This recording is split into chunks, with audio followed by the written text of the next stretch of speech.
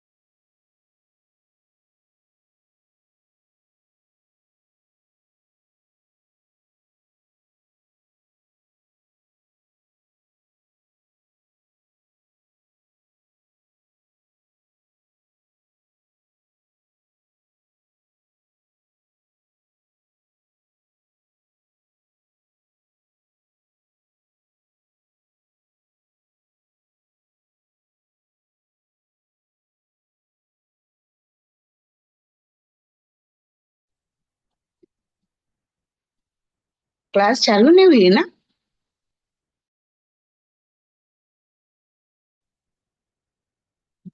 अभी चालू नहीं हुई लता जी। Okay okay.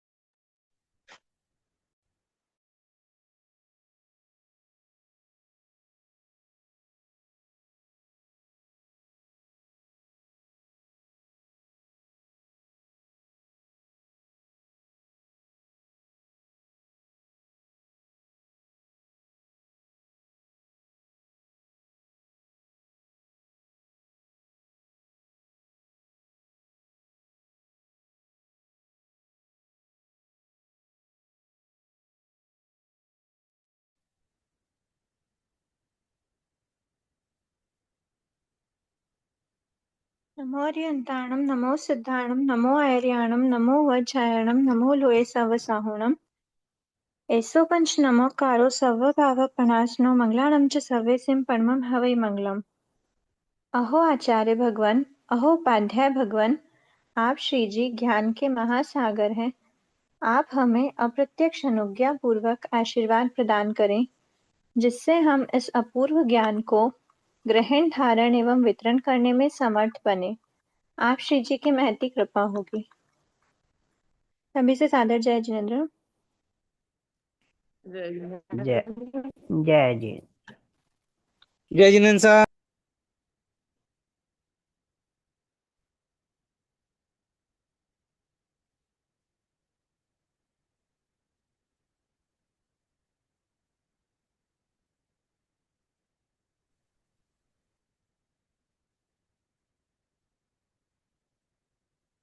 हमने लास्ट क्लास में सत्ता स्वामित्व स्टार्ट किया था। इसके पहले जो हमने 8 प्रकार के करण और प्रदेश संक्रमण देखे, उसमें किसी के कोई डाउट्स तो नहीं है ना?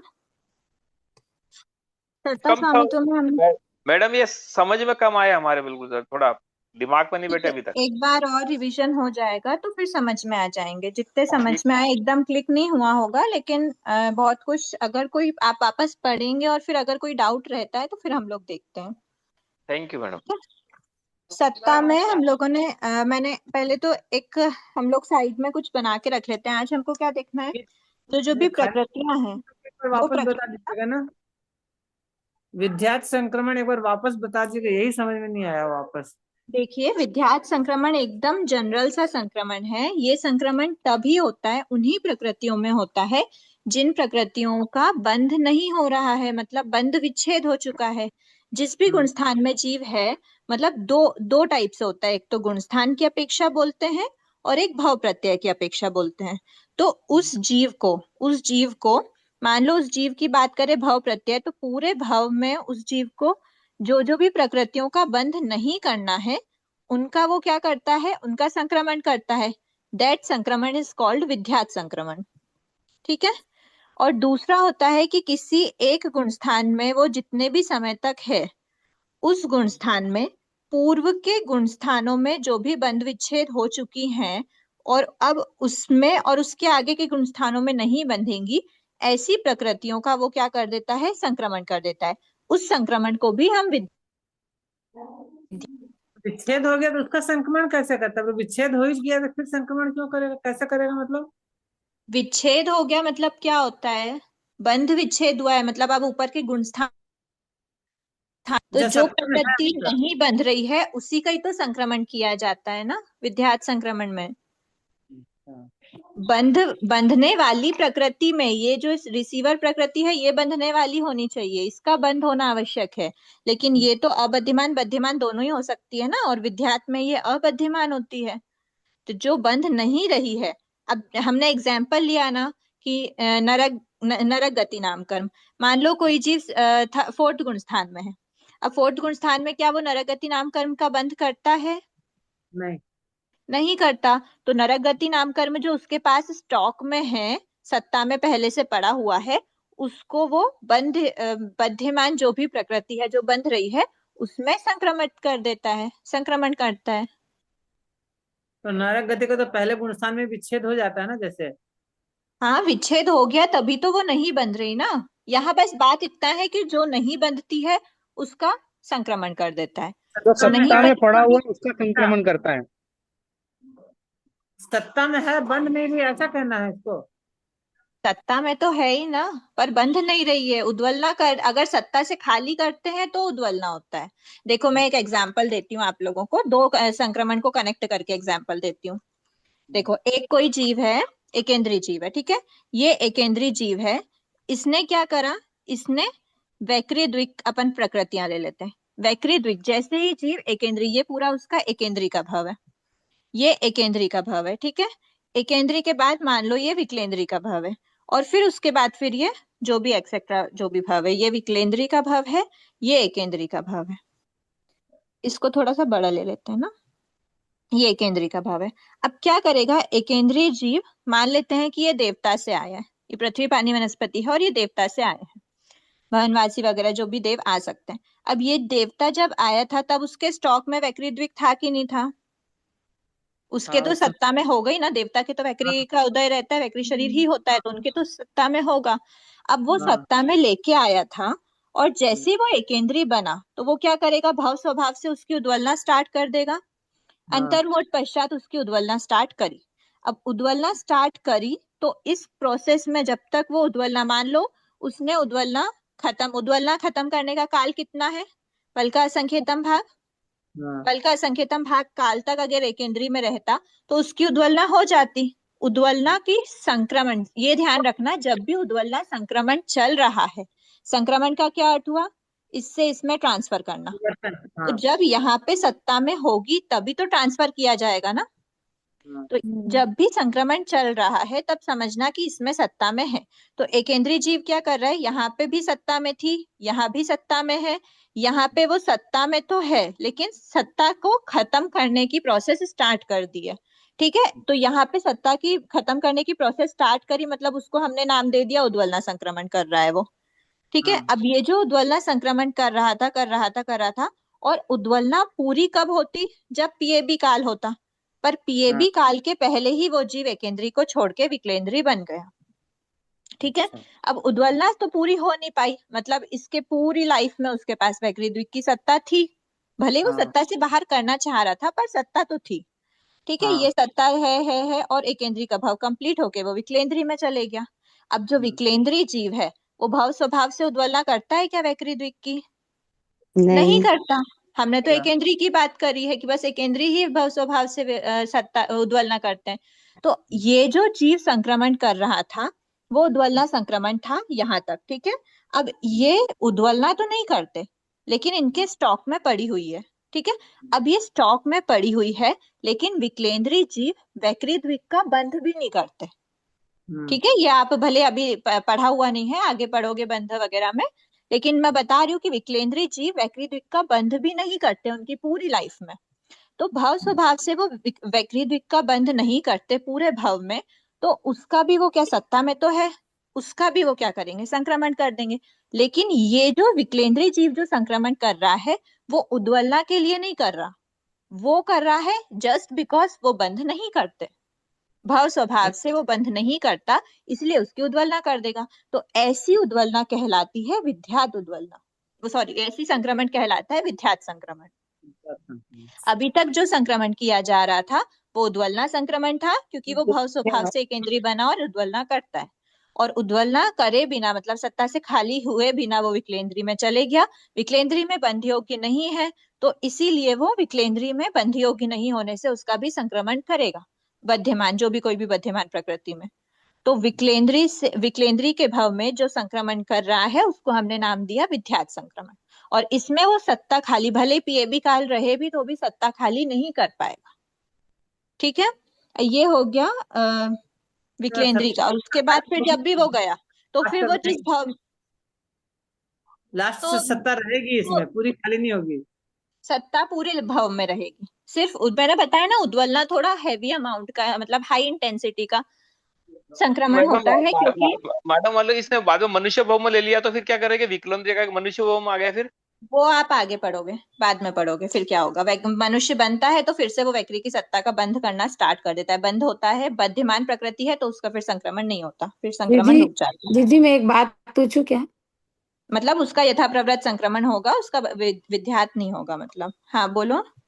मैं ना ये 12 से 23 वाला कोर्स है ना, मैं दे नहीं पाई, तो ये नेक्स्ट कब देना होगा अभी मेरे को? ये डिस्कशन हम लोग बाद में करें क्या, अभी क्लास चल रही है, अभी क्लास रिलेटेड ओके कोई डाउट्स हो तो वो लेना, ठीक है। ओके, और जय वैसे इसके आप ऑफिशियल नंबर पे ज्यादा इंक्वायरी कर लो तो बेटर होगा, मुझे एग्जैक्ट ध्यान में नहीं है। ठीक है, अब हम देख लेते हैं सत्ता रिलेटेड जो भी प्रकृतियां हैं वो कौन कौन से गुण स्थान में उनकी सत्ता रहती है।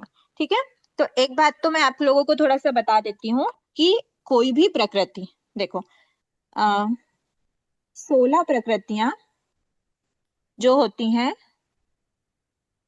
13 प्लस 3, नल चल रहा है, प्लीज म्यूट कीजिए। ये जो 13 प्लस 3 ये जो प्रकृतियां होती हैं 16 प्रकृति, ये 16 प्रकृतियों की बात आप एक तरफ रख लेना, ठीक है। उसके बाद फिर 70 एक बार 16 प्रकृतियों की बात एक तरफ रखते हैं, 71 है 72 है, एक मिनट हाँ,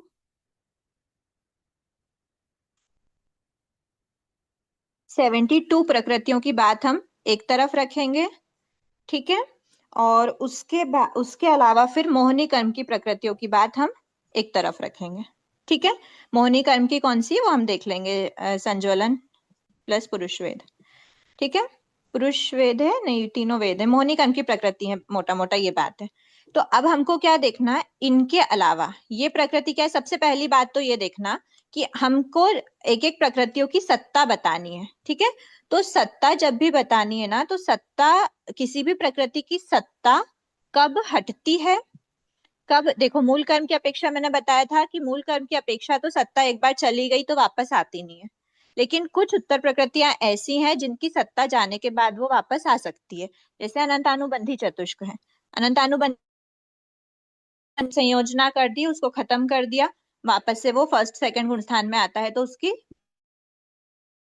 है। फिर हमने जितनी भी उद्वलना योग्य प्रकृतियां पढ़ी, जैसे वैक्री अष्टक पढ़ा, उसके बाद फिर वैक्री अष्टक मतलब समझ जाना, वो वैक्री पूरी 8 प्रकृति तो क्या 10 ही हो जाएंगी पूरा।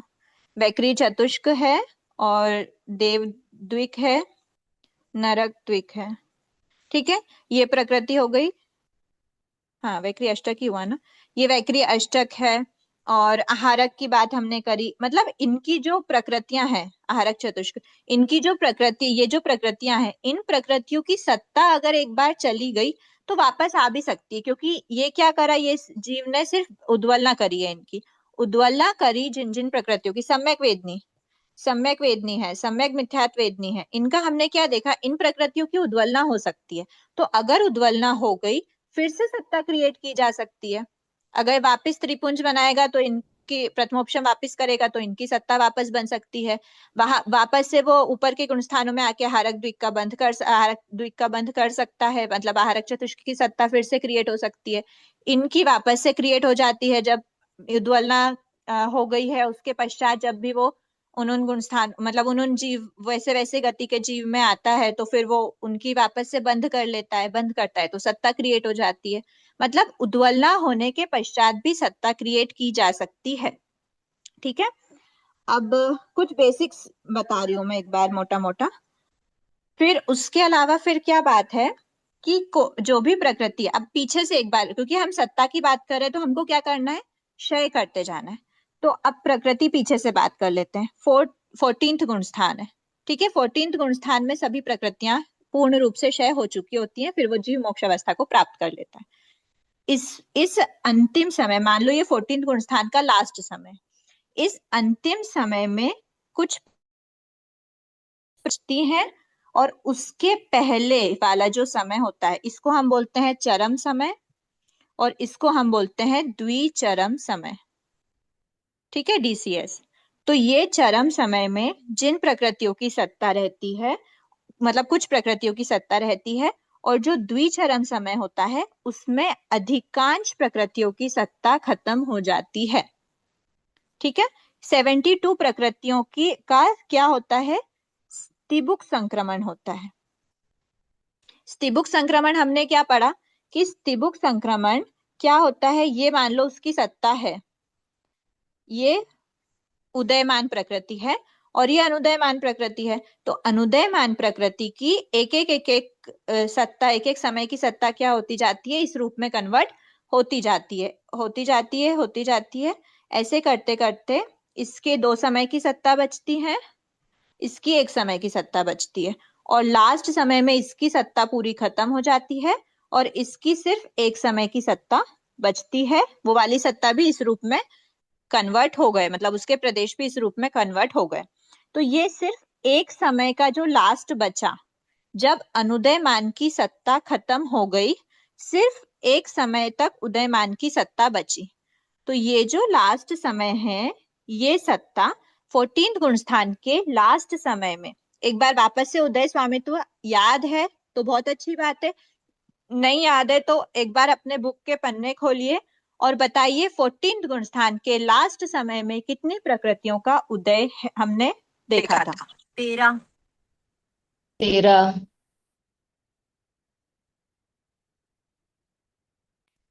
सभी के आंसर आ गए? 12 भी होती है ना मैडम इसमें? 13 12, 13, ठीक है। 12 भी हो सकती है उदयमान और 13 भी हो सकती है। क्यों? अगर वो जीव तीर्थंकर नाम कर्म का बंध किया हुआ है तो उसकी 13 प्रकृतियों का उदय होगा, ठीक है। और अगर उसने तीर्थंकर नाम कर्म का उदय नहीं है, मतलब तीर्थंकर नाम कर्म सत्ता में नहीं है, तो उसका उदय भी नहीं होगा। जो सामान्य केवली भगवान जब मोक्ष जाते हैं तो लास्ट समय में उनकी 12 की सत्ता होती है, ठीक है। अभी हमको पूरी प्रकृतियों की अपेक्षा बात करनी है, तो हम कहेंगे कि 13 प्रकृतियां 14th गुण स्थान के लास्ट समय में अनुदयमान की तो सत्ता ही नहीं होती। समझ आया? अनुदयमान की सत्ता ही नहीं होती, लास्ट समय में सिर्फ उदयमान की सत्ता होती है, और उदयमान 13 प्रकृतियां हैं, इसीलिए 14th गुण स्थान के चरम समय में 13 प्रकृतियों की सत्ता संभव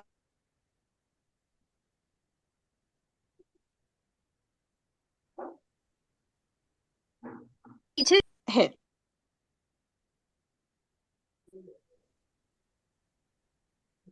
आवाज कट रही है आपकी, आवाज ही नहीं है। दीदी आवाज नहीं आ रही आपकी। वीडियो भी स्टॉप है, वीडियो स्टॉप हो गया। दिक्कत हो रही है क्या? अभी आवाज आ रही है क्या? कट गई थी।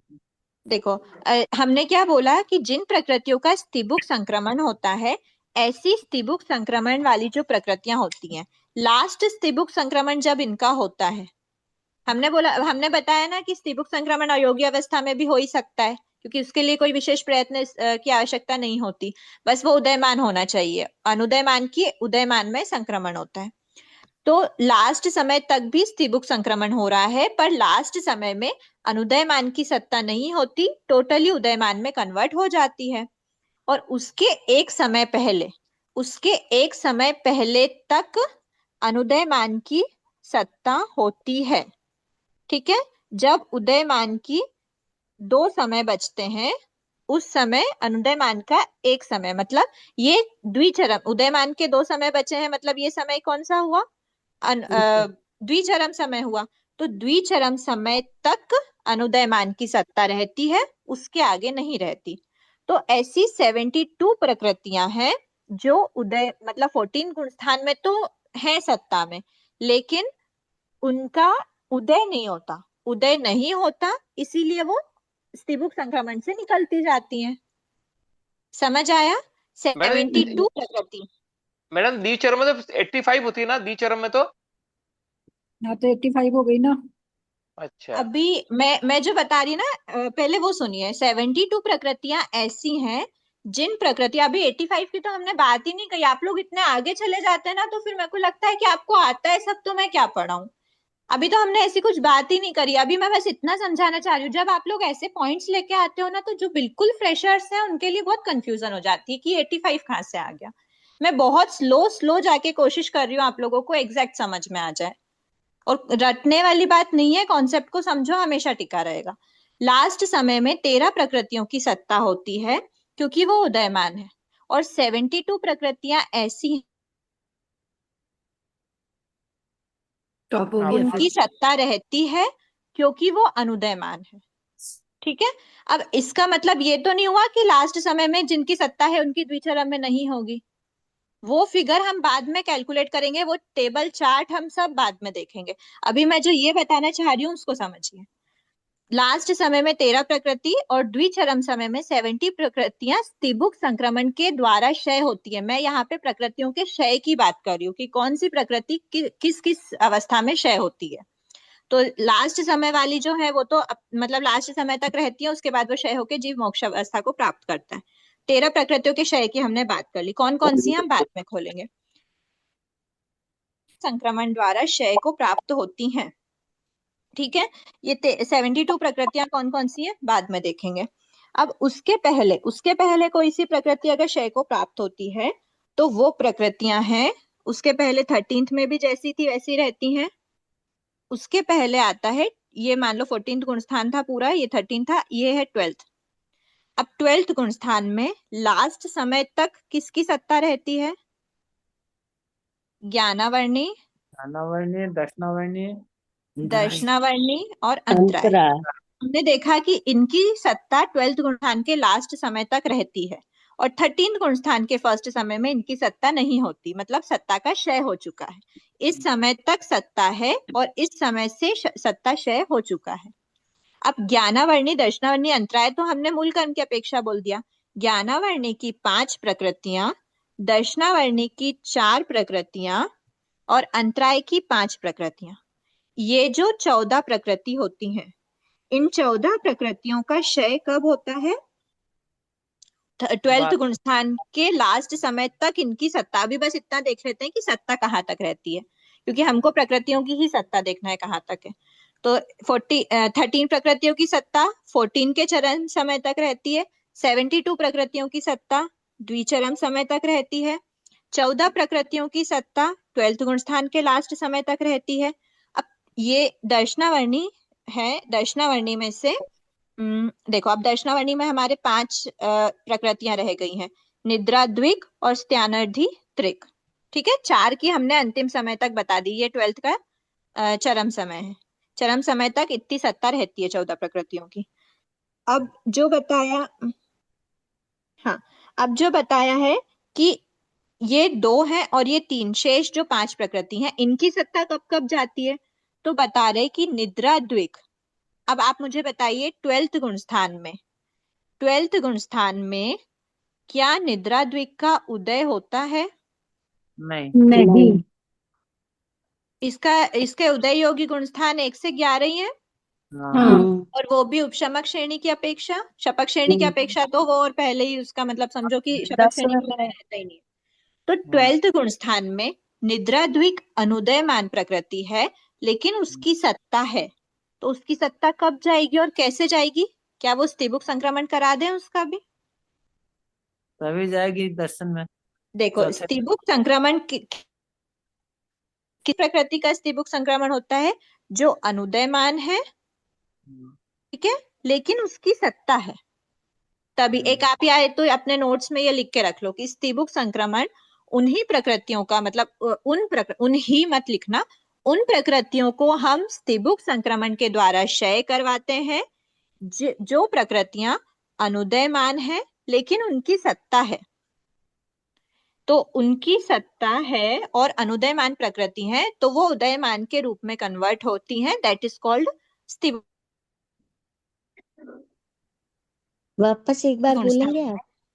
सत्ता में है लेकिन उन प्रकृतियों का उदय नहीं होने से वो, ये अगर चरम समय है, उदय होती तो चरम समय में ज्ञानावर्ण ये दर्शनावरणी 4 के साथ जाती, पर उनका उदय नहीं होने से चरम समय से एक समय पहले, मतलब 12th गुण स्थान के द्विचरम समय तक इनकी निद्रा द्विक की सत्ता होती है। ठीक है, अब बात करते हैं कि स्त्यानर्धी त्रिक की कहां तक होगी। तो स्त्यानर्धी त्रिक, ये मैंने बोला 3 + 13, नाम कर्म की 13 प्रकृतियां, और प्लीज म्यूट कीजिए। स्त्यानर्धी त्रिक की 3 प्रकृतियां और नाम कर्म की 13 प्रकृतियां, ये 16 प्रकृतियों का क्षय एक साथ होता है। तो कब होता है? तो ये होता है 9th गुण स्थान में। ठीक है, अब किस समय पे होता है वो हम आगे डिस्कस करेंगे, बस इतना ध्यान रखो। 9th गुण स्थान में ये जो 3 प्रकृति हैं, ये इनकी सत्ता होती है 9th गुण स्थान तक, पूरे लास्ट तक नहीं होती। बहुसंख्य भाग व्यतीत वाले पॉइंट्स को हम देखेंगे अभी। तो 9th गुण स्थान तक इनकी सत्ता होती है, 9th गुण स्थान के बीच में किसी पॉइंट तक। ये ज्ञानावर्णी 5 की बात कर ली, दर्शनावर्णी 4 की हो गई, अंतराय 5 की हो गई। ठीक है, और ये जो प्रकृति है ये डेफिनेटली कौन सी होंगी? 72 और 13, ये प्रकृति कौन सी होंगी? किसकी सत्ता होती है 13वें 14वें गुण स्थान में? अघाती कर्मों की होती है। तो अघाती कर्मों की जो सत्ता होती है वो 13 14 गुण स्थानों में रहती है। अघाती कर्म कितने हैं? 4 प्रकार के हैं, वेदनी, आयुष्य, नाम और गोत्र। इसमें से अब इसमें से हम निकालते हैं। ठीक है, वेदनी कर्म, देखो सबसे पहले समझना, क्षय का मतलब क्या है? कि उसकी सत्ता नहीं है। ठीक है, सत्ता नहीं है। सबसे इन चारों में से सबसे इजीएस्ट है आयु कर्म को देखना, अगर सत्ता की बात करें हम तो, कि उसकी सत्ता है कि नहीं है।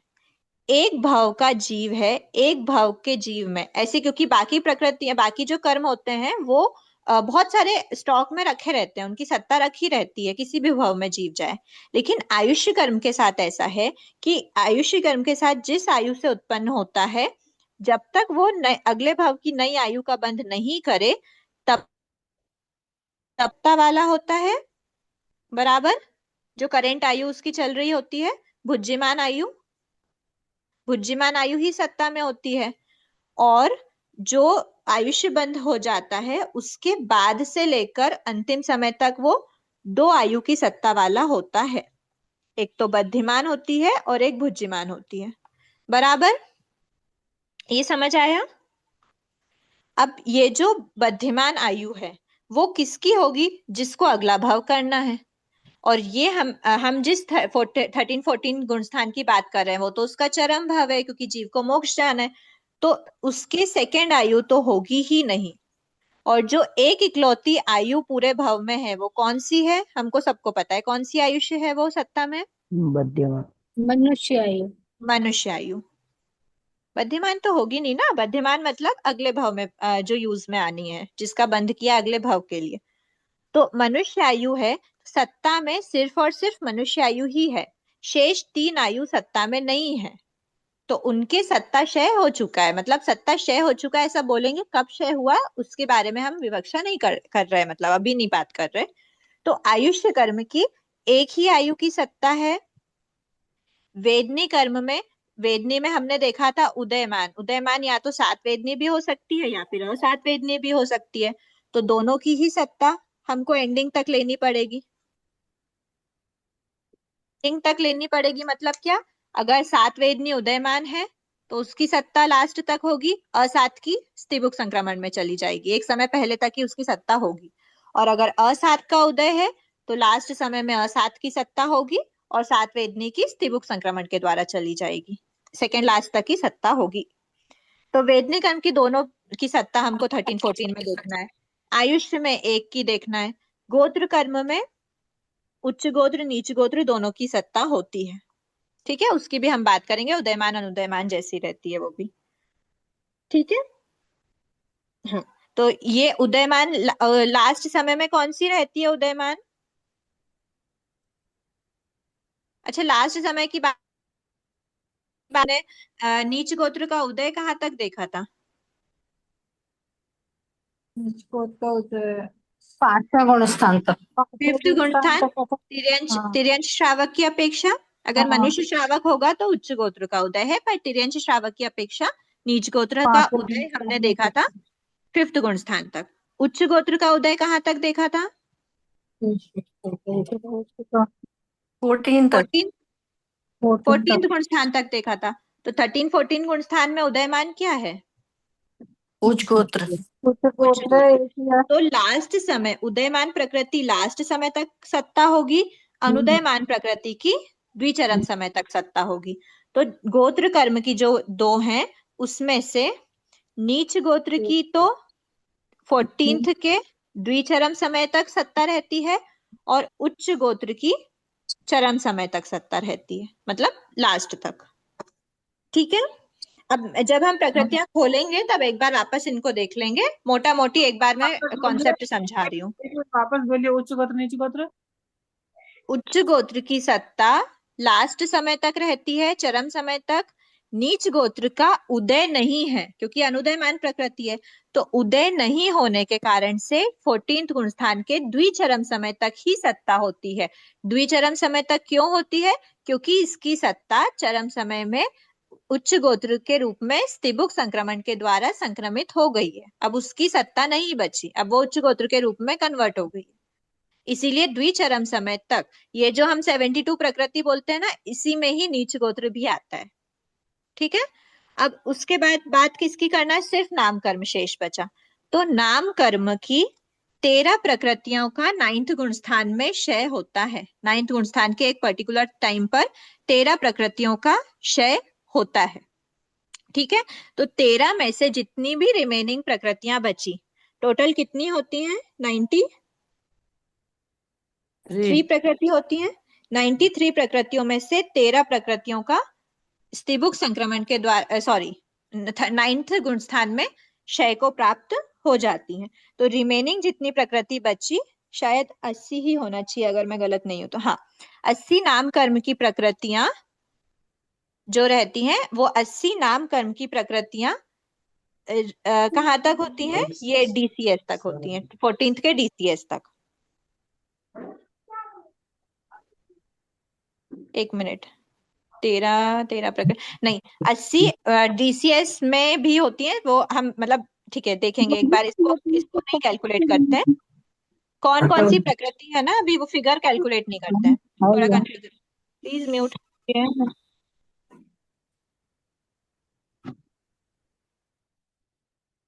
देखो मैं क्या बता रही थी, नामकरण की 13 प्रकृतियों का क्षय हमने देख लिया, मतलब मैं ऐसा बोलना चाह रही हूँ कि टोटल 93 प्रकृतियां होती हैं नामकरण की, उसमें से 13 प्रकृतियों का सत्ता क्षय होता है 9th गुण स्थान के 9th गुण स्थान में किसी टाइम पर, ठीक है। और उसके बाद कुछ प्रकृतियां होती हैं, ये 13 प्रकृति हैं, इन 13 प्रकृति में से एक तो वेदनी कर्म होगा, और हाँ ठीक है, 10 होती है नाम कर्म की प्रकृति। एक तो वेदनी कर्म होता है, एक उच्च गोत्र होता है। ठीक है, और एक और क्या है, हाँ, दो है ना, ये सात वेदनी असात वेदनी दोनों ही हो सकती है ना, की सत्ता जो भी रहती है, और फिर एक उच्च गोत्र होता है, और उसके अलावा 10 प्रकृतियां होती हैं। एक आयुष्य नहीं होगा? अच्छा हाँ, सॉरी, इसमें आयुष्य लेना है, फिर एक तो स्त्रीबुक संक्रमण से जाती है। ठीक है, चरम समय वाली कौन कौन सी है, तो चरम समय वेदनी में से एक लेना है। एक तो वेदनी होगी कोई भी जिसकी सत्ता है, जो उदयमान है उसकी सत्ता, उदयमान वेदनी। फिर एक होगी मनुष्य आयु,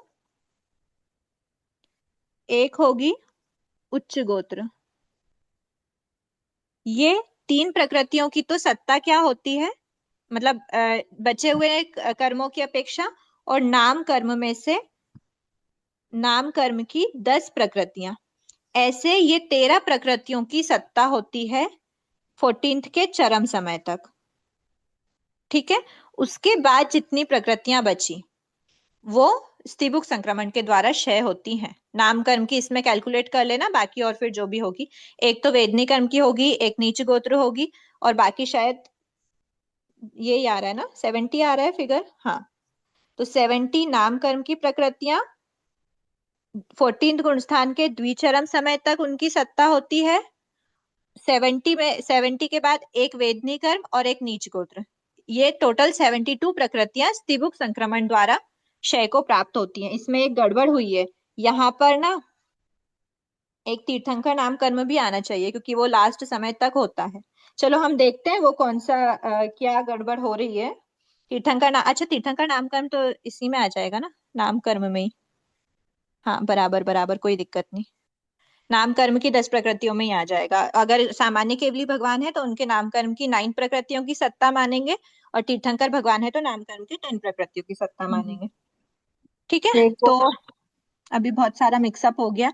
क्या देख रहे थे हम लोग, अघाती कर्म की, वेदनी कर्म की, दोनों की सत्ता के बारे में हमने बात कर ली। उदयमान होगी तो 14th के लास्ट समय, अनुदयमान होगी तो 14th के द्विचरम समय। ठीक है, आयुष्य कर्म में एक मनुष्य आयु की सत्ता होगी 14th के लास्ट समय। नाम कर्म में 3 पार्ट करे हमने, 13 प्रकृतियों की सत्ता तो 9th गुण स्थान में चली जाती है, 10 प्रकृतियों की सत्ता चरम समय तक रहती है, बची हुई 70 प्रकृतियों की सत्ता द्विचरम समय तक रहती है, जो स्त्रीबुक संक्रमण के द्वारा क्षय को प्राप्त होती है। फिर गोत्र कर्म, उच्च गोत्र चरम समय में, नीच गोत्र द्विचरम समय में।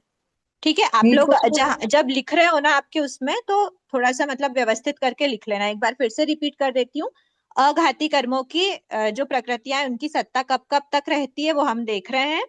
तो वेदनी कर्म की उदयमान वेदनी कर्म की 14th के लास्ट समय तक, अनुदयमान वेदनी कर्म की 14th के द्विचरम समय तक। मनुष्य आयु की सिर्फ एक ही की बात करेंगे, शेष 3 की सत्ता तो वैसे भी हमेशा रहती नहीं है, मतलब आयुष्य की सत्ता हमेशा रहती नहीं है।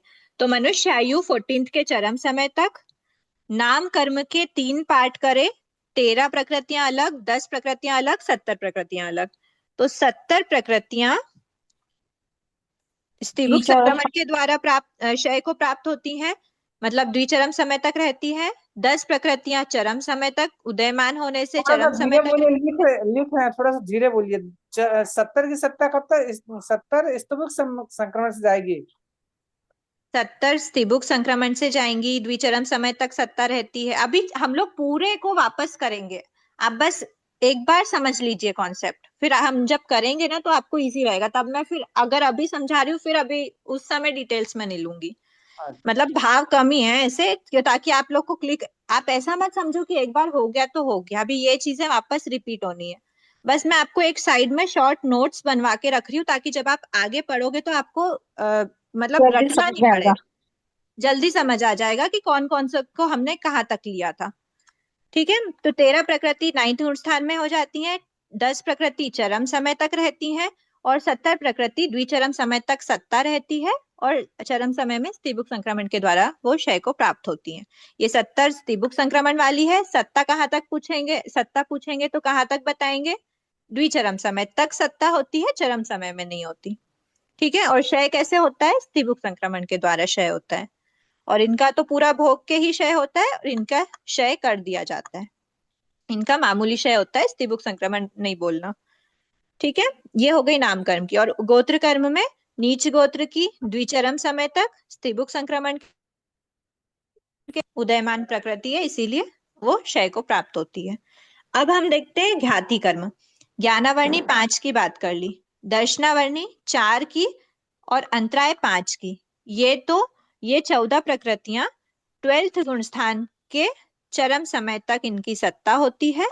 13 गुण स्थान के फर्स्ट समय में सत्ता का क्षय हो चुका होता है। तो 12th गुण स्थान तक इन 14 प्रकृतियों की सत्ता रहती है। दर्शनावर्णी में 5 प्रकृति और शेष बची। निद्रा द्विक उदयमान नहीं होने से 12th गुण स्थान के चरम समय में उसका स्त्रीबुक संक्रमण हो जाता है, इसीलिए उसकी सत्ता द्विचरम समय तक ही बोलना। ठीक है। स्त्यानर्धी जो त्रिक होती है वो नामकर्म की 13 प्रकृतियों के साथ 9th गुण स्थान में उसका क्षय कर दिया जाता है। ठीक है। उसके बाद फिर हो गया ज्ञानावर्णी, दर्शनावर्णी, अंतराय। अब बचा है मोहिनी कर्म। ठीक है। तो मोहिनी कर्म का जो क्षय होता है, बेसिकली जब हम शपक श्रेणी की बात करते हैं, शपक श्रेणी की जब हम बात करते हैं तो शपक श्रेणी में हम क्या कहते हैं? चारित्र मोहिनी कर्म। एक बार वापस से शपक श्रेणी का देख लेते हैं पहले, है ना। शपक श्रेणी के लिए सबसे पहले टोटल हमारे पास क्या है? 28 प्राकृतिक जीव है। अब 28 प्रकृतियां मोहिनी कर्म की है। शपक श्रेणी वाले को क्या चाहिए? शायिक सम्यक तो चाहिए। शायिक सम्यक के बिना शपक श्रेणी आरोहण नहीं कर सकता। शायिक सम्यक की प्राप्ति के लिए क्या करता है? पहले वो 24 की सत्ता वाला बनता है। सबसे पहले वो अनंतानुबंधी सत्ता का क्षय, मतलब अनंतानुबंधी चतुष्क का क्षय कर देता है। उसके बाद वो 24 की सत्ता वाला बना। अब 24 की सत्ता वाला जब वो शायिक सम्यक की प्राप्ति की प्रोसेस स्टार्ट करता है, वो मोहिनी कर्म मिथ्यात्व वेदनी का क्षय करता है, तो वो 23 की सत्ता वाला बनता है। जब वो सम्यक मिथ्यात्व वेदनी का क्षय करता है, तो वो 22 की सत्ता वाला बनता है। और फिर वो 4th नंबर पे सम्यक वेदनी की सत्ता का क्या कर देता है? क्षय करता है, और वो 21 प्राकृतिक बनता है और वो शायिक सम्यक्त्वी कहलाता है। अब वो शायिक सम्यक्त्वी बन गया। शायिक सम्यक्त्वी जीव अब शपक श्रेणी का आरोहण कर रहा है। जब शपक श्रेणी का आरोहण करता है तो उस समय वो पूरी शपक श्रेणी तो मैं आपको डिटेल में नहीं बता रही, लेकिन क्रम से वो नपुंसक वेद का क्षय करता है, स्त्री वेद का क्षय करता है। ठीक है। उसके बाद तुष्क का हास्य षटक का क्षय करता है। उसके बाद फिर वो पुरुष वेद का क्षय करता है। और उसके बाद फिर वो पुरुष वेद हो गया, फिर संज्वलन, क्रोध, फिर मान, फिर माया और फिर लोभ। ठीक है। इस प्रकार से जो क्रम उसका रहता है। हो गई पूरी प्रकृतियां, 1 2 3 ये हो गई, 6 ये हो गई और संज्वलन हो गई। और बाकी अच्छा वो मध्यम 4 रह गई है ना, मध्यम 4 नपुंसक वेद। ये क्रम थोड़ा सा बिगड़ गया, आप लोग देख लेना 5 6 7 जो बोले। स्त्री वेद के पहले नपुंसक वेद होता है, उसके पहले मध्यम 8 कषाय, ये क्रम रहता है। सबसे पहले मध्यम 8 कषाय क्षय होता है, फिर ये क्रम से वो जाता है। तो ये क्रम हम अभी देख लेंगे, इसमें आएगा आपको सत्ता। मध्यम का 8 कषाय नपुंसक वेद से पहले है क्या? हाँ, नपुंसक वेद से पहले है। सबसे स्टार्टिंग में वो पहले मध्यम 8 कषाय का क्षय करता है, उसके बाद फिर वो वेद वगैरह पे, वेद में भी नपुंसक वेद, स्त्री वेद, हास्य षटकी ये रहता है। अभी आप इसमें पढ़ोगे वो हम आ जाएगा, मतलब क्रम। तो मैं बताना क्या चाह रही हूँ कि पुरुष वेद, ये इसका मोहिनी कर्म का जो क्षय की रहती है, कब कब क्षय हो रही है प्रकृति, तो ये A4 का क्षय जो होता है, ये देखो, ये जो A4 का क्षय वगैरह की जो हम बात कर रहे हैं, शायिक सम्यक्त्वी जीव, तो शायिक सम्यक्त्वी जीव गुणस्थान कौन सा होता है? 4 से सॉरी, गुणस्थान तो नहीं, मैंने क्वेश्चन गलत पूछा। शायिक सम्यक्त्वी की योग्यता कौन से सम्यक दृष्टि की होती है जो शायिक सम्यक्त्व प्राप्त करे? शायोपशमिक सम्यक दृष्टि। तो क्षयोपशमिक सम्यक दृष्टि जीव सबसे पहले A4 का क्षय करके, मतलब A4 का क्षय वाला क्षयोपशमिक जीव, फिर वो मिथ्यात्व वेदनी का क्षय करता है, फिर वो सम्यक मिथ्यात्व का क्षय करता है, फिर वो सम्यक वेदनी का क्षय करके क्षयिक सम्यक्त्वी बनता है। ये प्रकृतियों की क्षय की बात बताते जा रहे हैं हम, ठीक है। तो इनका अपने अपने इंडिविजुअल पॉइंट पे क्षय होता है, इसको हम कोई पर्टिकुलर गुणस्थान के लेवल पे नहीं बोल सकते। मध्यम 8 से लेकर जो प्रोसेस होती है चारित्र मोहिनी के क्षय की, वो होती है शपक श्रेणी में। तो ये 9th गुण स्थान की प्रोसेस होती है। मध्यम 8, नपुंसक वेद, स्त्री वेद, हास्य षटक, ये पूरा संजुलन, क्रोध, मान, माया तक उसका सत्ता क्षय जो रहता है वो 9th गुण स्थान तक रहता है। मतलब 9th गुण स्थान तक उसकी सत्ता बोलेंगे, अपने इंडिविजुअल सत्ता क्षय वाले पॉइंट तक, मतलब सत्ता विच्छेद जब भी हुआ है उस पॉइंट तक उनकी सत्ता बोलेंगे। और संज्वलन लोभ की सत्ता होती है 10th गुण स्थान तक। और 10th गुण स्थान में जैसे ही संज्वलन लोभ की सत्ता अंतिम समय तक संज्वलन लोभ की सत्ता खत्म हुई, मतलब जीव 12th गुण स्थान को प्राप्त कर जाता है, उसके मोहिनी कर्म की टोटल सत्ता खत्म हो गई है। ठीक है, टोटल सत्ता खत्म हो गई मतलब अब एक भी प्रकृति की सत्ता नहीं बची, पूरे मूल कर्म की सत्ता का अब सत्ता विच्छेद हो गया, सत्ता से हट गया है वो। 12th गुण स्थान में जैसे जीव आता है तो मोहिनी कर्म का सत्ता क्षय हो चुका होता है। ठीक है, ये प्रोसेस जो भी है, ये प्रोसेस अभी मतलब आप इसमें देखोगे, वैसे एग्जैक्टली प्रोसेस आपसे पूछे नहीं पूछे बात अलग है, पर अभी इसमें आप देखोगे। तो ये हो गई मोहिनी कर्म की 28 प्रकृतियों की सत्ता कहाँ कहाँ तक रहती है। तो इनकी सबकी सत्ता हम 9th गुण स्थान तक बोलेंगे, लोभ की सत्ता 10th तक बोलेंगे, और इनकी अपने अपने क्षय के समय तक। वो कैसे बोलेंगे वो हम अब इसमें देखते हैं डिटेल्स में। ठीक है, ये हमने एक मोटे मोटे रूप से पूरी की पूरी 148 प्रकृतियों की सत्ता कहाँ तक रहती है वो मैंने आपको एक बार बता दिया।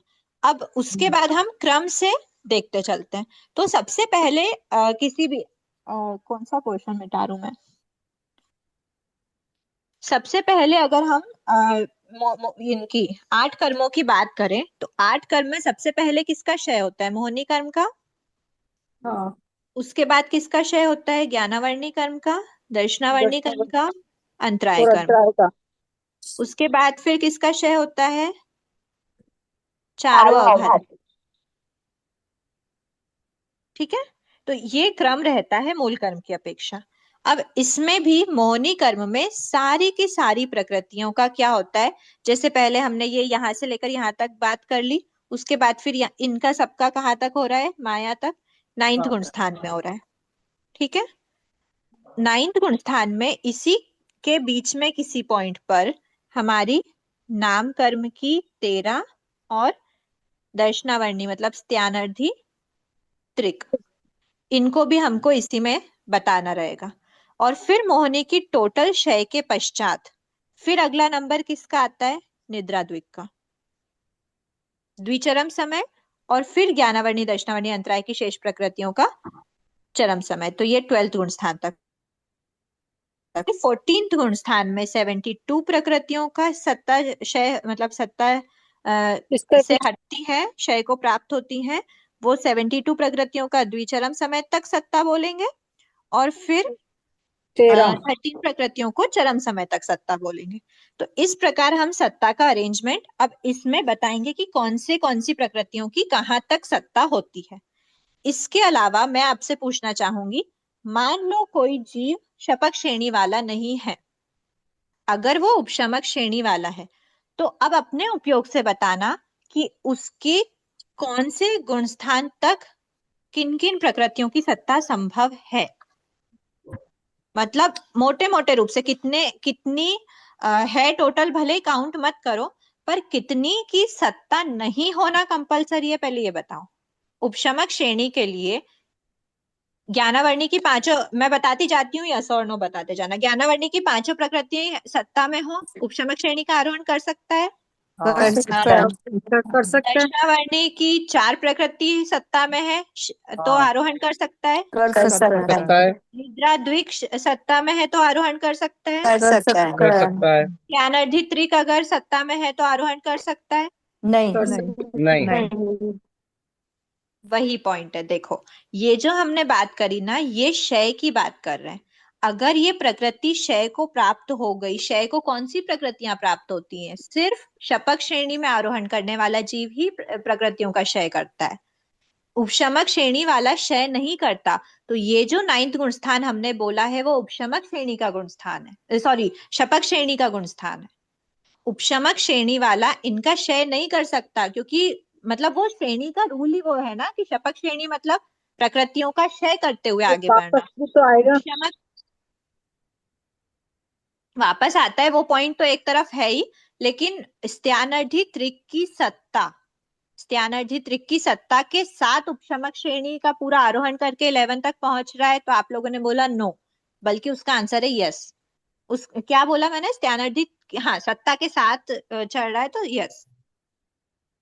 समझ आया मैं क्या बोलना चाह रही हूँ कि स्त्यानर्धी त्रिक की सत्ता वाला है, उपशमक श्रेणी का आरोहण कर रहा है, तो बिल्कुल कर सकता है ना, कोई बाधा नहीं है। किसने बोला स्त्यानर्धी त्रिक का क्षय करो तभी आप उपशमक श्रेणी आरोहण कर सकते हो? वैसे भी उपशमक श्रेणी में तो उपशम करके आगे बढ़ते हैं, शपक श्रेणी में उसका क्षय होता है। ठीक है, अब हो गई दर्शनावर्णी, ज्ञानावर्णी, दर्शनावर्णी। वेदनी कर्म की दोनों की सत्ता हो ही सकती है उपशमक श्रेणी आरोहण के लिए, कोई बाधा ही नहीं है। मोहनी कर्म को एक बार साइड में रखते हैं। फिर आयुष्य कर्म, उसके पास मनुष्य आयु की सत्ता हो या फिर कोई बद्ध आयु भी हो, तो कौन सी सत्ता होनी चाहिए आयुष्य में? उपशमक श्रेणी आरोहण के लिए देवायु की सत्ता होनी चाहिए। 2 आयु मैक्सिमम हो सकती है, मनुष्य आयु उसकी करंट रहेगी, और बद्धिमान है, बद्ध आयु है तो देवायु बंद हो सकती है बहुत से बहुत। अगर नरक आयु तिर्यंच आयु है तो उपशम श्रेणी आरोहण नहीं करेगा। फिर नाम कर्म की सारी प्रकृतियां उसके सत्ता में है, जितनी भी सत्ता में, तीर्थंकर सत्ता में है तो ठीक, आहारक चतुष्क सत्ता में है तो ठीक, नहीं भी है तो भी चलेगा। 5 प्रकृतियों के अलावा भी जितनी है सबकी सत्ता है, तो जीव उपशमक श्रेणी का आरोहण कर सकता है, कोई बाधा नहीं है। फिर क्या बचा? गोत्र कर्म, उच्च गोत्र नीच गोत्र दोनों की सत्ता के साथ उपशमक श्रेणी आरोहण कर सकते हैं। मतलब मैक्सिमम प्रकृति ऐसी है, और मोहनी की भी बात कर लेते हैं। मोहनी कर्म में उपशमक श्रेणी आरोहण, या फिर बोले तो द्वितीय उपशम की प्राप्ति के लिए, द्वितीय उपशम की प्राप्ति की योग्यता में हमने मोहनी कर्म की कितनी सत्ता वाला बताया था? इसका मतलब तो सिर्फ एक A4 बार का एक बार ही मेरा क्षय आंसर होगा। दीजिए प्लीज प्लीज प्लीज, मेरा 24 आंसर दीजिए। 24 24 की सत्ता वाला मतलब अनंतानुबंधी चतुष्क का क्षय किया हुआ जीव ही उपशमक श्रेणी आरोहण कर सकता है। ध्यान में आया? चाहे वो द्वितीयोपशम सम्यक्त्वी हो या शायिक सम्यक्त्वी हो, A4 का उसका क्षय होना चाहिए। तो A4 का क्षय मतलब 24 की सत्ता वाला उपशमक श्रेणी आरोहण कर सकता है। ठीक है, तो इसीलिए अब हम क्या बोलेंगे देखना आप ध्यान से। अब हम एक बार प्रकृतियां ले लेते हैं। जब मैंने इतना बता दिया है ना, बाकी सब जितनी भी प्रकृतियां हैं उनके सत्ता में रहते हुए, बाकी जो 24 प्रकृति है मोहनी कर्म की, उनकी सत्ता में रहते हुए, मतलब वो सत्ता में है, ऐसे सत्ता में रहते हुए भी जीव क्या कर सकता है? उपशमक श्रेणी का आरोहण कर सकता है। तो मैक्सिमम प्रकृतियां ऐसी हैं जिनकी सत्ता में रहते हुए जीव उपशमक श्रेणी का आरोहण कर सकता है। अगर नहीं कर सकता तो सिर्फ और सिर्फ 4 प्रकृति, अनंतानुबंधी चतुष्क। अनंतानुबंधी चतुष्क मतलब मैं ऐसा भी कह सकती हूँ कि अगर उस जीव के 148 की सत्ता है, मान लो उसने तीर्थंकर की भी सत्ता है उसके पास और आहारक चतुष्क की भी सत्ता है कंबाइन, तो पूरे 148 की सत्ता वाला जीव, उसमें से उसके आयुष्य को तो माइनस करना ही पड़ेगा, 2 आयु तो होगी नहीं, तिर्यंच आयु और नरक आयु, तो अब कितनी बची? 146। तो 146 मान लो वो बद्ध आयु है, अगर वो बद्ध आयु नहीं भी हुआ तो एक ही आयु मानेंगे, बद्ध आयु हुआ तो 2 आयु। 146 की सत्ता में से उस जीव में 4 प्रकृति की सत्ता नहीं। एक बार आयुष्य को एक बार साइड में छोड़ देते हैं, एक बार ऐसे बात करते हैं। टोटल 148 प्रकृतियां होती हैं, उन 148 प्रकृतियों में से हम आयुष्य कर्म की बात नहीं करते हैं, एक बार 144 प्रकृतियों की बात कर लेते हैं। तो 148 ही होती है ना प्रकृति, हाँ, 144 प्रकृतियां, इन 144 प्रकृतियों में से जीव के पास अनंतानुबंधी चतुष्क को छोड़कर शेष 140 प्रकृति सभी की सत्ता हो, तो भी वो जीव क्या कर सकता है? उपशमक श्रेणी का आरोहण कर सकता है। तो मैक्सिमम जो मैक्सिमम प्रकृतियां है ना, उन सभी मैक्सिमम प्रकृतियों की सत्ता कहाँ तक हो सकती है? तो हम बोलेंगे 11th गुण स्थान तक हो सकती है उपशमक श्रेणी की अपेक्षा। अगर शपक श्रेणी की बात करेंगे तो फिर वो जहां जहां क्षय हो रहा है 9th गुण स्थान में इस जगह पे क्षय हो रहा है, मोहनी कर्म का इस पॉइंट पे क्षय हो रहा है, और फिर बाकी तो 11th के ऊपर ही होते हैं। तो मोटा मोटी रूप से मैं आप लोगों को ये बताना चाह रही हूँ कि यहाँ पे जो हमारी कॉलम्स बनेंगी ना, वो कॉलम ऐसी रहेगी। प्रकृति का नाम बोलेंगे सत्ता योग्य गुण स्थान, सत्ता की नियमा, सत्ता की भजना और सत्ता के अयोग्य गुण स्थान। ये हमारी इसमें टेबल थोड़ी सी डिफरेंट है। तो सत्ता योग्य जो गुण स्थान होंगे वो उसमें मैक्सिमम प्रकृतियों में सत्ता योग्य गुण स्थान 1 से 11 की बात हम करेंगे। ठीक है, ये मैं आपको बिल्कुल शॉर्ट ट्रिक को याद रखने के लिए, मतलब शॉर्ट में बता रही हूँ ताकि आपको याद रह सके। सत्ता योग्य गुण स्थान आपको मैक्सिमम प्रकृतियों के लिए 1 से 11 ही मानने हैं। ठीक है, अब किसमें नहीं मानने हैं तो वो है अनंतानुबंधी चतुष्क, क्योंकि अनंतानुबंधी चतुष्क के साथ में क्या नहीं हो सकता, श्रेणी का आरोहण अगर नहीं हो सकता तो श्रेणी कब से होती है? 8 से 11 होती है, मतलब 8 से 10 श्रेणी के गुण स्थान है और 11th उपशांत गुण स्थान है, बराबर। तो अनंतानुबंधी चतुष्क की सत्ता कहाँ तक हो 7 तक। क्योंकि इसमें तो हो ही नहीं सकती। तो 1 से 7 तक क्या होगी? अनंतानुबंधी चतुष्क की सत्ता योग्य गुण स्थान 1 से 7 है। ठीक है, अब मैं एक बार के लिए रब करके थोड़ा सा इसको क्लियर बता देती हूँ। तो जो अनंतानुबंधी के गुण स्थान है उसमें हमको देखना है कि कौन कौन से गुण स्थान में उसकी नियमा है, कौन से में भजना है। ठीक है, नियमा और भजना क्या होता है ये हम देख लेंगे। ये तो हो गई हमारी प्रकृति। प्रकृति के सत्ता योग्य गुण स्थान, जो भी सत्ता योग्य गुण स्थान है उसी के अपोजिट यहाँ पे आता है सत्ता के अयोग्य गुण स्थान। टोटल 14 गुण स्थान है। अगर 1 से 7 सत्ता योग्य गुण स्थान है तो 8 से 14 उसके सत्ता के अयोग्य गुण स्थान हो जाएंगे। ठीक है, अब उसके बाद बीच की जो 2 कॉलम है वो है एक तो नियमा की और एक है भजना की। नियमा का अर्थ होता है कंपलसरी इस गुण स्थान में सत्ता होगी ही, कंपलसरी हो भी सकती है नहीं भी हो सकती है। ठीक है, तो नियमा और भजना जो है कि यहाँ पे तो कंपलसरी सत्ता है और यहाँ पे हो भी सकती है नहीं भी हो सकती है।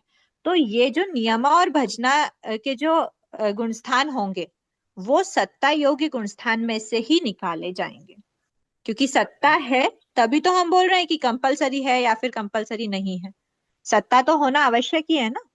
तो सत्ता 1 से 7 में से हम देखते हैं कि हमारी सबसे पहली प्रकृति किसकी बात कर रहे हैं हम? अनंतानुबंधी चतुष्क की। अनंतानुबंधी चतुष्क फर्स्ट गुण स्थान में कंपलसरी रहता है। मैंने उस दिन बताया था फर्स्ट और सेकंड में क्या होता है, इसका बंध कंपलसरी होता ही होता है। जैसे ही जीव ऊपर के गुण स्थानों से फर्स्ट में या सेकंड में आता है तो पहले ही समय में, हमने बोला था ना द्वितीयोपशम से आया हो तो उसका बंध स्टार्ट समय में ही, याद आया? सेकंड गुण स्थान की बात कर रही हूँ मैं। सासाधन सम्यक दृष्टि जैसे जीव बनता है पहले समय में ही, अगर वो द्वितीयोपशम से आया है तो उसका बंध कंपलसरी स्टार्ट हो जाएगा, प्रथमोपशम से आया है तो बंध और उदय दोनों स्टार्ट हो जाएगा। तो मतलब क्या हुआ कि सेकंड गुण स्थान में आते ही जीव का A4 का बंध कंपलसरी है, और अगर बंद हो गया मतलब सत्ता भी हो जाती है। ठीक है, फर्स्ट गुण स्थान में भी जैसे ही जीव आता है पहले ही समय में उसका बंध स्टार्ट हो जाता है, मतलब पहले ही समय में सत्ता भी क्रिएट हो गई।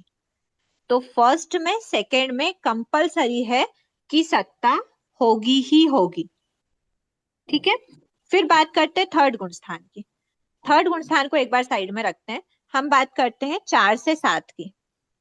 4 से 7 में कौन कौन से सम्यक्त्वी जीव होते हैं? एक तो क्षयोपशमिक होता है, एक औपशमिक होता है। औपशमिक में प्रथमोपशम भी हो सकता है, द्वितीयोपशम भी हो सकता है और शायिक भी हो सकता है। कुछ गलती लिखी है क्या इसमें मैंने? 4 से 7 गुण स्थानों में 4 से 7 गुण स्थान में कौन कौन से सम्यक दृष्टि जीव हो सकते हैं? तो कुछ गलती है क्या इसमें? द्वितीयपक्षम द्वितीय नहीं। द्वितीयपक्षम 8 से द्वितीयोपम में क्या बाधा है? द्वितीयोपम के गुणस्थान कौन कौन से हैं? 4 से 4 से 11। तो 4 से 7 तो है ही ना। 4 से 7 में द्वितीयोपम सम्यक्त्वी जीव तो पाया ही जाएगा ना। वो चढ़ते में नहीं पाया जाएगा, वो अवरोहण करके नीचे आया है तो ही पाया जाएगा, ये बात भी ध्यान में रखना। चढ़ते हुए तो वो दीदी- छठा सातवां गुणस्थानवर्ती ही जीव ही दीदी शायद शाइक नहीं होगा, शाइक नहीं होगा। शायिक हो सकता है, 4 से क्या बात 14 है? है। शायिक के 4 से 14 है, 11 छोड़ के। हाँ 11 भी हो ही सकता है ना, उपशम शनि का आरोहण कर ही सकता है। तो बराबर है ना, चारों टाइप के सम्यक्त्वी जीव 4 से 7 में पाए जा सकते हैं ना। गलती कुछ नहीं करी है, मेरी गलतियां नहीं ढूंढो प्लीज, क्षमा याचना। 4 से 7 के जो गुणस्थान हैं उनमें चारों प्रकार के सम्यक्त्वी जीव पाए जा सकते हैं। अब क्षयोपशमिक जीव में A4 की सत्ता होती है क्या? नहीं नहीं नहीं। होगी होगी। क्या बाधा है क्षयोपशमिक जीव में? 7वें गुणस्थान तक होती है। जब सत्ता है A4 की तो फिर हाँ। होगी। हाँ, होगी, नहीं होगी। ऐसी कोई बात नहीं है। देखिए ये गलत है, ये लॉजिक गलत है कि 7वें तक है तो होगी, ये गलत है। हम वही तो निकालना चाह रहे हैं। बस आप ये समझो कि ये जीव क्षयोपशमिक है। क्षयोपशमिक गुणस्थान मत देखो एक बार। क्षयोपशमिक जीव में A4 की सत्ता होती है क्या? कंपलसरी होती है भाई। किसने बोला कि इसके लिए उसको वो करना पड़ेगा? क्षयोपशमिक के प्राप्त करने के लिए उसको A4 का क्षय करना पड़ेगा? कोई रूल नहीं है। A4 की सत्ता कंपलसरी रहती है उसमें। प्रथमोपशम कंपलसरी रहती है, मतलब कंपलसरी भी नहीं रहती। एक टाइप, वो आपको एक नई भी बात बताती हूँ मैं, A4 का विसंयोजक जीव भी हो सकता है जो क्षयोपशमिक सम्यक्त्वी हो। विसंयोजक, तो ये आपके लिए नया टर्म हो जाएगा, इसीलिए मैंने अभी यूज नहीं करा। चलो इसमें भी देख ही लेते हैं। 2 टाइप के जीव होते हैं। अब आज आपको बता ही देती हूँ ये वाला पॉइंट भी। क्षयोपशमिक में 2 तरह के जीव होते हैं। जो क्षयोपशमिक में भी 2 टाइप के होते हैं। एक तो सामान्य क्षयोपशमिक जीव होता है जिसमें सत्ता रहती है, और एक प्रकार का जीव होता है A4 का विसंयोजक। ये भी एक तरह का जीव होता है, मतलब विशुद्धि से A4 की विसंयोजना कर देता है। विसंयोजना मतलब सत्ता से हटा देता है, क्षय कर देता है, तो उसमें सत्ता नहीं होती। पर सामान्य जो हम जनरल A4 की सत्ता होती है। ठीक है, तो ये 2 टाइप के जीव होते हैं। तो इसमें सत्ता हो सकती है और नहीं भी हो सकती है क्षयोपशमिक सम्यक्त्वी। प्रथमोपशम में सत्ता होती है कि नहीं होती है? होती है। कंपलसरी होती है, क्योंकि इसमें क्या करते हैं A4 का? उपशम, नहीं, क्षयोपशम। क्षयोपशम, सॉरी, हाँ। क्षयोपशम होता है। द्वितीयोपशम में क्या होता है? क्षय। है। कंपलसरी क्षय होता है, मतलब कंपलसरी नहीं होगी। हम्म। ठीक है, इसमें क्षय हो चुका होता है। और क्षयिक में क्या होता है? इसमें भी क्षय है। होता है। कंपलसरी नहीं होती, तो इसमें भी क्या होता है? क्षय होता है। ठीक है, तो 4 से 7 गुण स्थानों में सत्ता हो भी सकती है। अगर वो क्षयोपशमिक, नॉर्मल क्षयोपशमिक है तो उसकी सत्ता होगी, प्रथमोपशम वाला है तो उसकी सत्ता होगी। पर अगर वो द्वितीयोपशम वाला है, शायिक वाला है, या फिर विसंयोजक है, विसंयोजक क्षयोपशमिक सम्यक दृष्टि है, उसमें सत्ता नहीं होगी।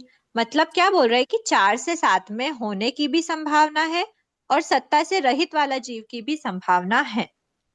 इसीलिए 4 से 7 का जो गुणस्थान है उसको हम भजना में लेते हैं।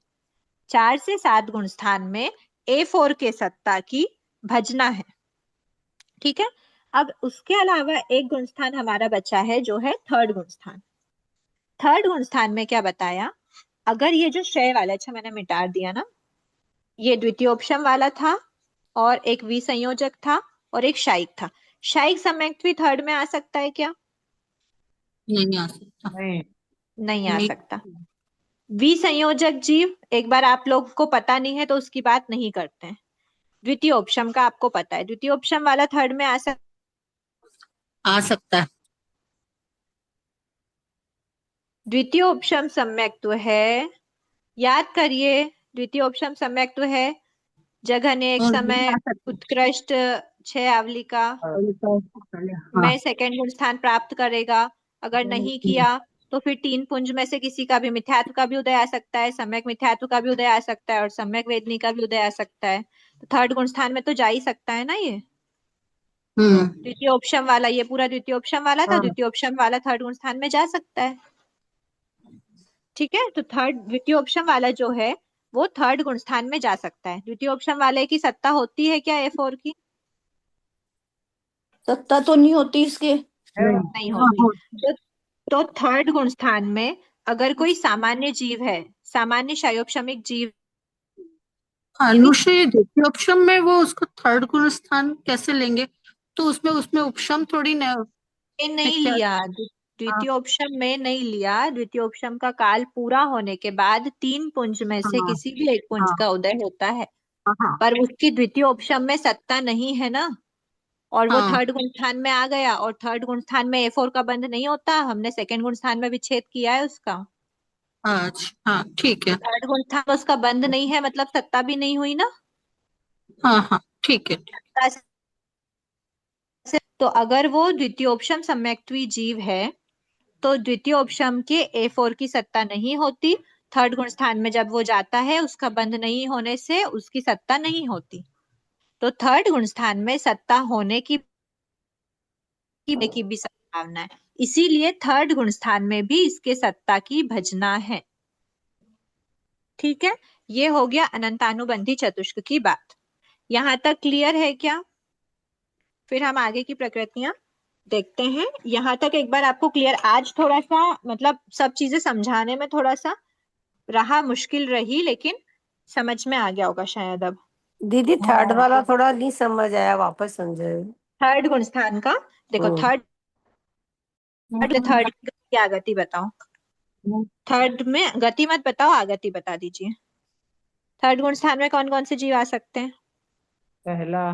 पहले गुण स्थान वाला, चौथे पहले गुण स्थान वाला भी आ सकता है, चौथे गुण स्थान वाला, चौथे गुण स्थान वाला भी आ सकता है, हाँ। पांचवे से आ सकता है, हाँ आ सकता है। छठे से आ सकता है, हाँ सातवें से आ सकता है, हाँ बस। नहीं आ आठवें से आ सकता है क्या? नहीं, सातवें से नहीं आ सकता है।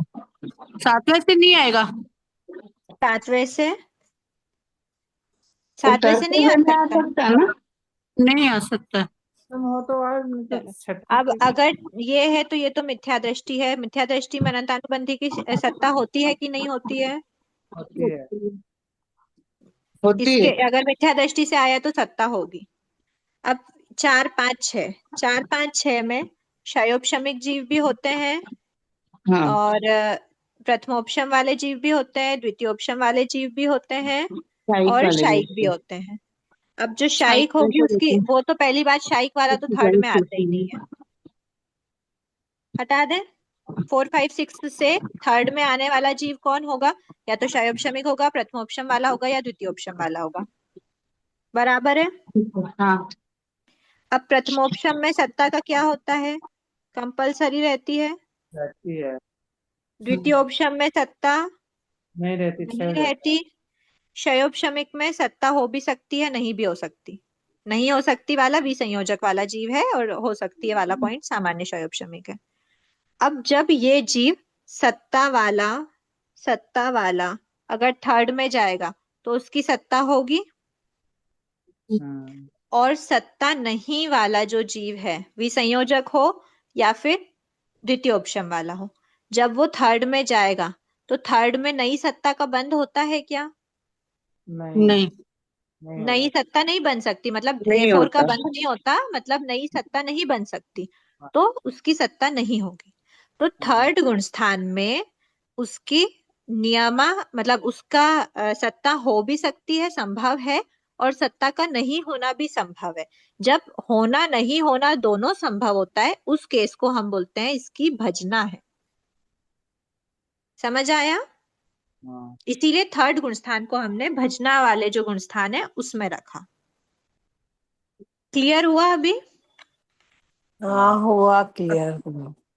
ठीक है, अब एक बार हम नरक और तिर्यंश आयु का देख लेते हैं ना, तो ये पॉइंट्स आपको वापस क्लियर हो जाएंगे, तो नेक्स्ट क्लास में वापस थोड़ी सी लिंक बैठेगी। देखो, नरक आयु की हम बात करते हैं तो नरक आयु है और तिर्यंश आयु है। ठीक है, हमारे पास दो आयुष्य की बात कर रहे हैं, नरक आयु और तिर्यंश आयु। नरक आयु और तिर्यंश, एक बार सारे आयुष्य की एक बार बात कर लें अगर हम, तो मनुष्य आयु कहाँ तक रहती है? 1 से 14 तक इसकी सत्ता संभव है। देवायु की सत्ता संभव बोलना बस अभी। हाँ, देवायु की सत्ता कहाँ तक संभव है? 1 से 7 तक कि 11 तक? 7 देवायु 1 से 11 11 तक।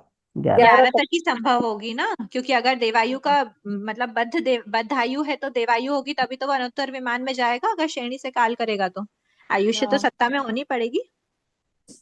ठीक है। तिर्यंच आयु की सत्ता कहाँ तक हो सकती है? 1 से 7 1 से 5। 1 से 5 1 से 7 5 ले सकती हूँ ना? सुनना एक बार। 1 से 5 ले सकती हूँ ना? देखो, आयु भी ना 2 टाइप की होती है, दोनों तरह से खोल के देख लेते हैं हम लोग। एक तो होती है बद्धिमान आयु, पहले बुद्धिमान लिख लेते हैं। एक तो बुद्धिमान आयु होती है, एक बद्धिमान आयु होती है। बुद्धिमान, बद्धिमान, बुद्धिमान और बद्धिमान। ठीक है। बुद्धिमान आयु देवता की कहाँ तक हो सकती है? 1 से 4 तक ही हो सकती है। बद्धिमान 1 से 7 तक 1 से 11 तक हो सकती है। में अगर वो स्टॉक में पड़ी हुई है तो देवता की बद्धिमान आयु की नहीं बोल रहे हम, कोई एक जीव आयु के रूप में देवायु पड़ी हुई है, तो वो जीव कहाँ तक जा सकता है? 1 से 11 गुण स्थान तक जा सकता है, देवायु स्टॉक में पड़ी हुई है तो। मनुष्य आयु अगर वो बुद्धिमान है तो 1 से 14 हो सकता है। बद्धिमान भी 1 से 14 हो सकता है। बद्धिमान है तो 1 से 14। हाँ, 1 से 7 ही होगा ना, 14 कैसे होगा? अगर आयु बांधी हुई है तो वो श्रेणी का आरोहण कैसे करेगा? श्रेणी का आरोहण तो सिर्फ देवायु वाले करते हैं। समझ आया? श्रेणी का आरोहण कौन कर सकता है? जिसकी देवायु बांधी हुई हो या फिर अबद्ध आयु हो। तो मनुष्य आयु बांधी है तो 7वें गुण स्थान तक जा सकते हैं वो। कोई भी प्रमत अप्रमत संयत है, 6ठे 7वें गुण स्थान वर्ती संयत है, हो सकता है उनके मनुष्य आयु पहले से बांधी हो, उसके बाद वो 6ठे 7वें गुण स्थान में आए। हो ही सकता है ना। बद्धिमान आयु 1 से 7 ऊपर नहीं हो सकती, बस बात इतनी है। श्रेणी में कोई भी मनुष्य आयु बद्धिमान वाली नहीं होगी, ध्यान में रखना। उदयमान हो सकती है, बुद्धिमान हो सकती है। तिर्यंश की बुद्धिमान कहाँ तक होती है? 1 से 5 तक। बद्धिमान 1 से 7 तक हो सकती है। हो सकता है कोई संयत है, वो बाद में संयत बना, 6ठे 7वें गुण स्थान बाद में आया, पहले ही आयुष्य बंद कर ली थी, पहले या दूसरे गुण स्थान में तिर्यंश आयु का बंद करा था। पहले दूसरे तक ही होता है ना तिर्यंश आयु का बंद। यस और नो? कंफ्यूजन हो गया क्या? नरक आयु की बुद्धिमान आयु कहाँ तक होती है? 4th गुण स्थान। 1 से 4। बद्धिमान कहाँ तक होती है? 1 से 7 तक हो सकती है। हो ही सकता है ना कि कोई, ये भी वही केस है कि कोई भी जीव है, संयत बना, उसके पहले उसने नरक, तिर्यंश, मनुष्य कुछ की भी आयुष्य का बंद कर लिया हो। नरक तो नरक क्या, सम्यक दृष्टि बना हो तो भी, मतलब सम्यक दृष्टि बनने के भी पहले, क्योंकि इसका फर्स्ट गुण स्थान में होता है, इसका फर्स्ट सेकंड में होता है। और अगर संयत की बात कर रहे हैं तो फिर इसका भी फर्स्ट सेकंड में ही मनुष्य आयु का बंद संभव है। 3rd एंड अबव देव का ही बंद करते हैं। ठीक है। तो ये हमने एक मोटे मोटे रूप से निकाल लिया। अब मैक्सिमम सत्ता की अगर हम बात करें तो इसमें क्या बताई? 1 से 7 तक बताई, इसमें 1 से 7 हो सकती है, इसमें 1 से 14 हो सकती है, इसमें 1 से 11 हो सकती है। ये समझ आया? मैक्सिमम वाला लिया मैंने, हमको मैक्सिमम गुणस्थान बताने की कहाँ तक सत्ता हो सकती है। ठीक है।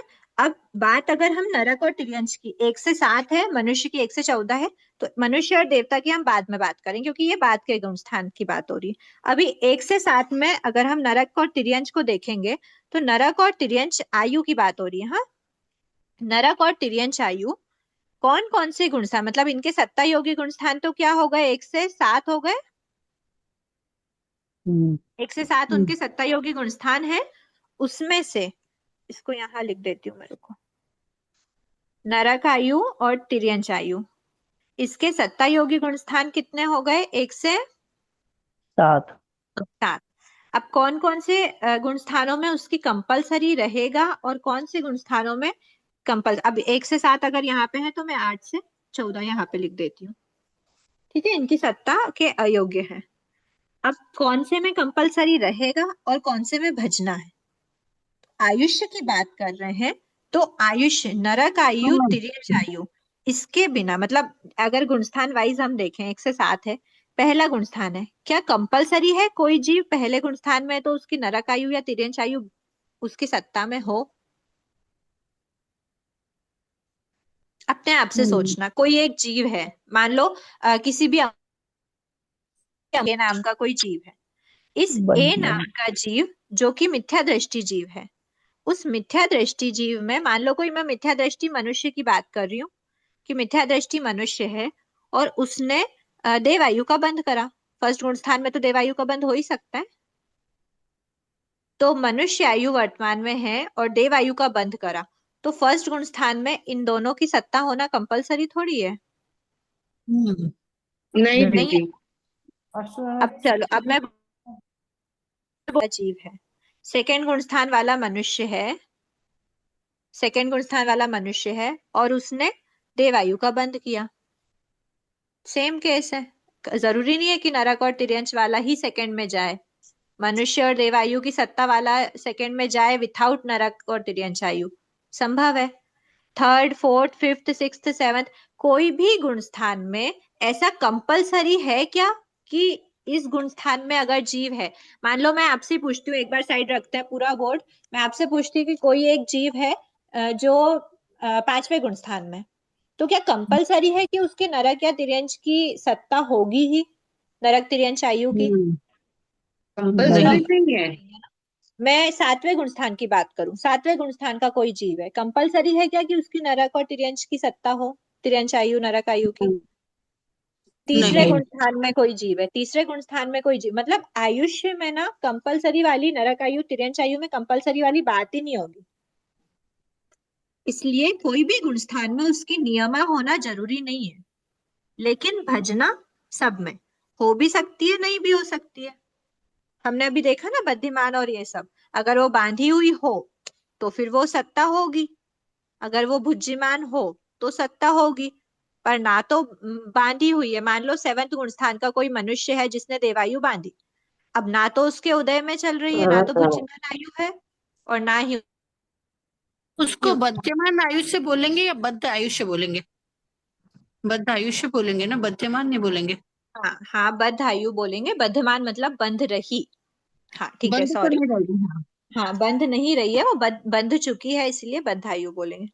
ठीक है, तो ये इससे थोड़ा सा क्लियर हुआ आप लोगों को। आयुष्य को वैसे मैंने शायद थोड़ा सा डाइवर्ट कर दिया हो। एक बार ऐसे कैसे हम देवायु की भी बात कर लेते हैं। देखो, देवायु है तो देवायु का हमने देखा सत्ता योगी गुण स्थान कितने हैं, 1 से 11 है। 1 से 11 में से क्या किसी भी ऐसा है कि वो उपशमक श्रेणी का आरोहण अगर कर रहा है तो कंपलसरी उसकी देवायु की सत्ता होनी चाहिए? नहीं। कंपलसरी नहीं है ना, अबद्ध आयु भी हो सकता है। कोई भी गुण स्थान में आयुष्य का कंपल्शन नहीं है, इन तीनों आयु की बात करें तो। और भजना हर गुण स्थान में हो सकती है, हो भी सकता है कि उस गुण स्थान में हो भी सकता है कि उसमें नहीं हो। एक बात ध्यान रखना, जैसे मैंने सत्ता योग्य का अपोजिट सत्ता अयोग्य बताया, जैसे सत्ता योग्य का अपोजिट सत्ता अयोग्य है, वैसे ही नियमा और भजना आपस में अपोजिट है। जिस गुण स्थान में नियमा है उसमें भजना नहीं होगी, जिसमें भजना है उसमें नियमा नहीं होगी। तो अगर किसी भी गुण स्थान में कंपलसरी नहीं है, मतलब सब गुण स्थान में भजना है। ठीक है, मनुष्य आयु की जब हम बात करेंगे तो मनुष्य आयु थोड़ा सा, ये आपका होमवर्क है, मनुष्य आयु आप लोग निकालने की कोशिश करना। ठीक है, मनुष्य आयु का 1 से 14 है उसके सत्ता योगी गुण स्थान, किस किस में कंपलसरी है और किस में कंपलसरी नहीं है। तो कंपलसरी तो 12 से हमको खुद 14 ही पता है कंपल्सरी होगा। कि 12 से 14 कंपल्सरी। 14 नहीं भाई, आ 8 गया। से 14। 8 से 8 14 14 तो कंपलसरी, इसके अलावा भी श्रेणी के होगा, श्रेणी के होगा ना, तो उसमें उपशम श्रेणी वाला भी हो सकता है ना 8वें स्थान में तो।